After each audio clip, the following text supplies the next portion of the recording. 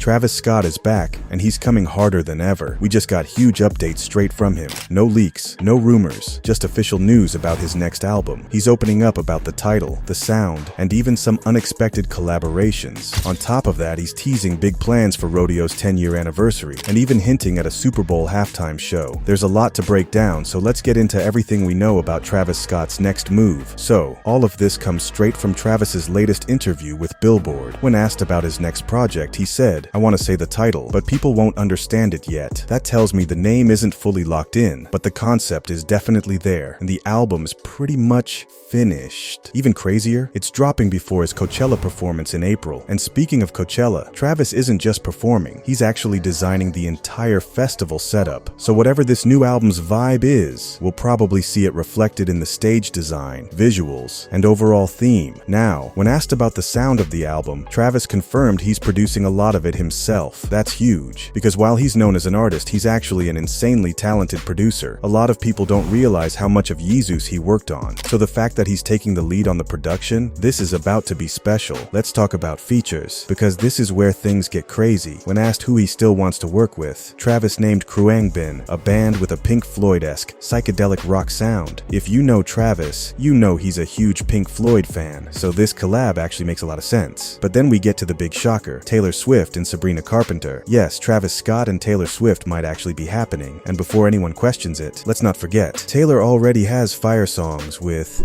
Kendrick Lamar and Future. If those worked, why wouldn't a Travis collab slap? Sabrina Carpenter, though, is an interesting one. If you remember, her fans and Travis's fans were going at it when they were competing for #1 on the charts. But when asked about it, Travis just laughed it off. So clearly, there's no real issue there. And honestly, I think a pop trap banger from them could actually go crazy. That said, I still think the real dream collab would be Travis Scott x Billie Eilish, or even Travis x Charlie x CX. Both of them have such unique production styles that would blend insanely well with Travis's sound. Who would you want Travis to collab with next? Drop your dream collabs in the comments. Now, this is wild. Travis was asked if he'd ever do a Super Bowl halftime show, and he straight up said, "Hell yeah, the NFL knows who to hit up." That immediately started a debate. Would Travis Scott actually be a good halftime performer? Now, here's something for the OG fans. Rodeo is turning 10 years old this year. Travis was asked if he has any plans for it, and he hinted at something major, the return of the Rodeo action figure. But instead of a CD release, it might come on a USB drive instead. Not exactly sure what that means, but honestly, just drop the action figure. That's all we need. On top of that, there's talk of a 10-year anniversary show, which, if it's anything like the legendary Days Before Rodeo Atlanta show, it's going to be absolutely insane. So, to recap,